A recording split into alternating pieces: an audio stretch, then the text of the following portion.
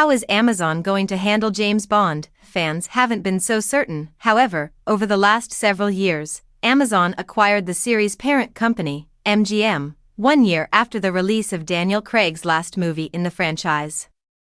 Not much has changed since then. That all changed on Thursday when Amazon revealed a new agreement that would give Jeff Bezos' firm exclusive creative control and allow longtime Bond producers Barbara Broccoli and Michael G. Wilson to stand aside.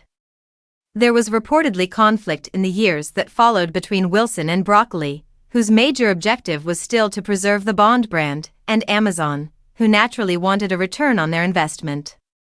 Fans of 007 have responded differently to the announcement of the arrangement. "I'm in two minds," says David Zaritsky, the founder of the YouTube and Instagram fan channel The Bond Experience. "I get a little depressed when I think about the past.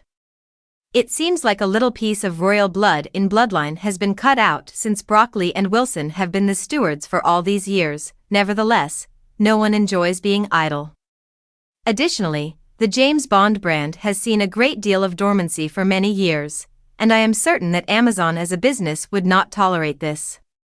So I'm very hopeful, and dare I say even a little bit excited, that they're going to do something with the franchise that will be interesting nonetheless.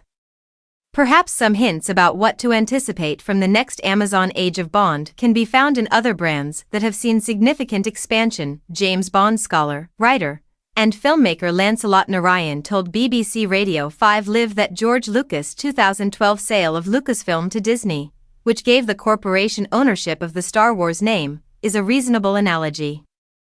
"They went off and made that sequel trilogy, and whether you like it or not, it got made rather quickly," he says. "There wasn't a 3-year wait between films."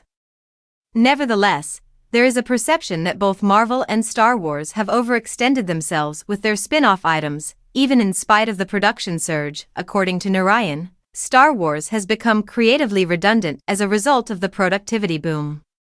"The Star Wars TV series have been very hit and miss. Andor is fantastic, The Mandalorian is okay, I haven't seen Skeleton Crew, but there are very disparate creative voices going on there," he writes. So this is the worry: you need the correct creative people to run the show.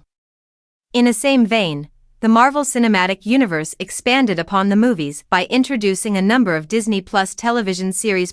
One may argue that the ensuing drop in Marvel's popularity is mostly due to fan weariness, which was exacerbated by the enormous number of storylines they had to follow. Marvel and Star Wars both serve as examples of the dangers of brand growth, which may result in long-term harm for temporary financial gain. Fans will be hoping that future Bond expansions would be better than the badly received 2023 edition of Succession's Brian Cox's questionable game show 007, Road to a Million.